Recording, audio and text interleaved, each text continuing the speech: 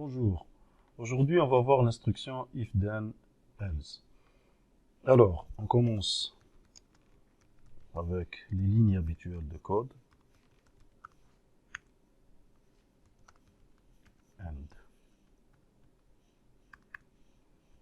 Alors, pour ce faire, on va d'abord commencer par mettre en place notre test. Et notre test, il est simple.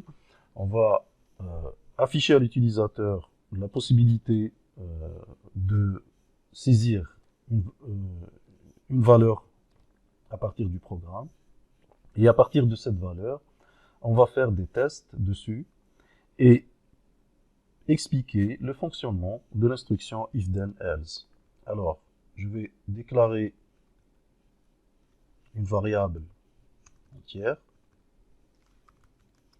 var I de type entier, et la première instruction, on va faire clear screen pour effacer le contenu de l'écran. Après, on affiche un message à l'utilisateur.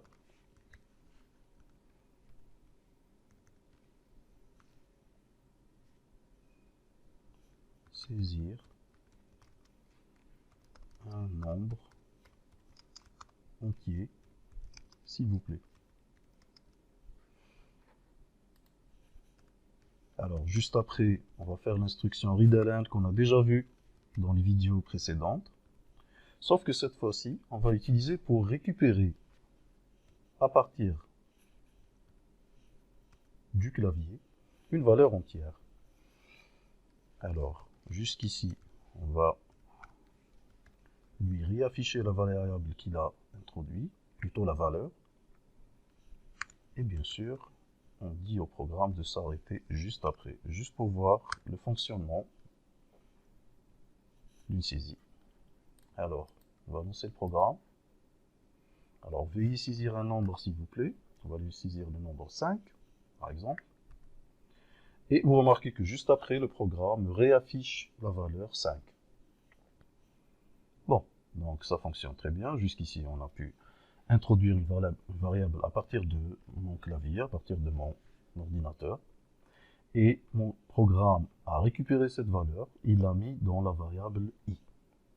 Alors, pour expliquer le fonctionnement du if then else, on va juste faire un test dessus. Et le test, il est assez simple. Alors, je dis au programme if, c'est-à-dire si i est, par exemple, inférieur ou bien supérieur, je choisis mon test, disons que c'est supérieur, à la valeur de 10,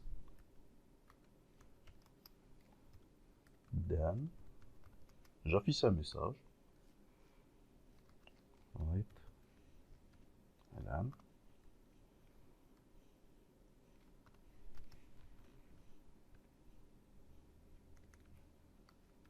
le nombre saisi est supérieur à 10. Alors, je vais me contenter de ça pour le moment. Alors, si le nombre est supérieur à 10, j'affiche le message. J'exécute. Alors, si c'est un nombre, s'il vous plaît, je vais introduire le nombre 12. Alors, sachant que 12 il est supérieur à 10, normalement, nous devrions avoir le nombre saisi est supérieur à 10.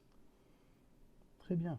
Donc, ça fonctionne très bien. Ça veut dire que jusqu'ici, j'ai demandé à l'utilisateur d'introduire un nombre. Il a introduit. Et le nombre saisi, il est supérieur à 10. Voilà. Alors, je vais exécuter le programme, sauf que cette fois-ci, je saisis le nombre 5. Alors, là, il va se contenter de me réafficher le 5 et ne fait rien d'autre, parce que tout simplement, je n'ai pas prévu ce cas. Alors, mon programme, il a prévu le fait que le nombre est supérieur à 10, et dans ce cas, il a affiché ce message. Mais si le nombre est inférieur ou égal à 10, il ne fait rien. Alors, pour ce faire, on va faire le else. Alors, le else signifie que si la condition qui a été mentionnée dans le programme est satisfaite, je fais et j'affiche ce premier message. Sinon, je dois prévoir. Alors, le else inclut tout ce qui n'est pas vrai dans cette condition. C'est-à-dire, le else, il est supposé récupérer tout ce qui n'est pas, plutôt tout ce qui est inférieur ou égal à 10. Donc, tout ce qui tombe dans cette condition, on va exécuter cette instruction. C'est-à-dire se contenter d'afficher, de répondre à l'utilisateur et lui dire, en fait, le nombre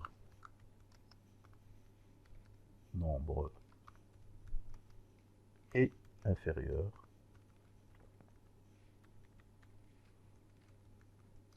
à 10.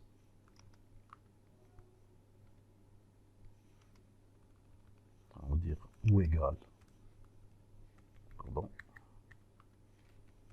ou égal à 10. Et on exécute notre programme pour voir ce que ça donne. Ok. Alors, introduisez un nombre. J'affiche 3. Et il nous dit que le nombre est inférieur ou égal à 3. Alors, supposons maintenant que j'introduis d'indice pour voir. Alors, je vire les accents, parce que Free Pascal n'est pas content avec les accents. Et je réexécute mon programme. Voilà. Alors, saisissez un nombre. Cette fois-ci, je vais introduire la valeur 10. Et vous voyez très bien que le nombre est inférieur ou égal à 10. Donc, on vient d'expliquer le fonctionnement de l'instruction if then else. Et on va essayer de mieux comprendre le fonctionnement. Alors, si vous remarquez très bien, notre programme, c'est bien, c'est joli, mais en même temps, vous remarquez que j'ai en fait deux comportements qui sont réunis sur la même condition. C'est-à-dire, le fait que le nombre soit inférieur ou égal à 10, c'est inclus sur le même message. Alors, si je veux être encore plus précis, je dois prévoir le cas où le nombre est égal à 10. Et dans ce cas précis, qu'est-ce que je dois faire? Je dois rajouter un autre if, ce qui est tout à fait possible en fait. Alors, si on est dans ici, ça veut dire que le nombre est strictement supérieur à 10, et ça pose aucun problème. Sauf que si je reviens ici à partir du L, ça veut dire que je suis dans l'un des deux cas, c'est-à-dire ou bien le nombre est égal à 10, ou bien le nombre est strictement inférieur à 10. Alors dans ce cas, je fais un deuxième test, if i est égal à 10, then, alors dans ce cas précis, j'affiche write et then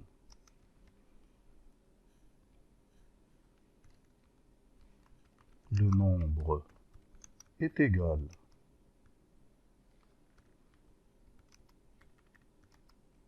à 10, else,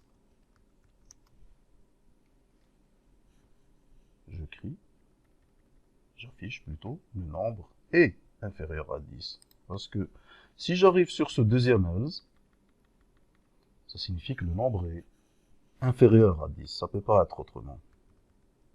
Et là, j'aurai mon programme qui fonctionne avec plus d'explications et plus de clarté. Alors, donc, on répète. Je dis à l'utilisateur, j'efface d'abord l'écran. Je lui dis, saisissez un nombre s'il vous plaît. Je récupère le nombre et je le mets à l'emplacement mémoire i. Je réaffiche i. Ok, bon. C'est une instruction qu'on peut peut-être très bien éviter, mais bon, c'est pas grave, juste pour réafficher. Je peux l'enlever si je veux. Ok. Je vois pas la pertinence. Et juste après, qu'est-ce que je fais? Je fais le test sur le nombre qui a été introduit et je vois ce que le nombre est supérieur à 10. Si le nombre est supérieur à 10, alors j'affiche directement le nombre saisi est supérieur à 10. Alors, sinon, else, ça veut dire tout simplement que le nombre est ou bien strictement inférieur à 10 ou égal à 10, et dans ce cas, je récupère ici, je suis sûr que je peux être ici à cet endroit du programme que si la condition est inverse à celle que j'ai mentionnée, et dans ce cas, je teste si le i est égal à 10, alors là, je suis sûr que le nombre est égal à 10, et dans ce cas, je dis le nombre est égal à 10. Sinon, ça signifie que le nombre ne peut être qu'inférieur à la valeur 10. Et dans ce cas, j'affiche le nombre est inférieur à 10. Alors, j'exécute, et je vois ce que ça donne. Alors, cette fois-ci, j'introduis le nombre 10 directement. Et là, il me dit le nombre est égal à 10. Et on n'affiche pas un message qui n'est pas, disons, précis à l'utilisateur. Voilà, je pense que c'est le minimum pour comprendre le fonctionnement du if then else. Alors, ce qu'il faut retenir, c'est que, quelle que soit la condition que vous mettez ici, tout ce qui va venir après le then est fait ou bien exécuté seulement si la condition, il entre dans le fait que ce soit vrai, et que si c'est vrai, ça s'exécute automatiquement après le then. Le else s'exécute seulement si c'est l'inverse de la condition qui est conforme et qui est correcte. C'est la chose qu'il faut retenir surtout du if then else. Voilà, c'est tout pour aujourd'hui.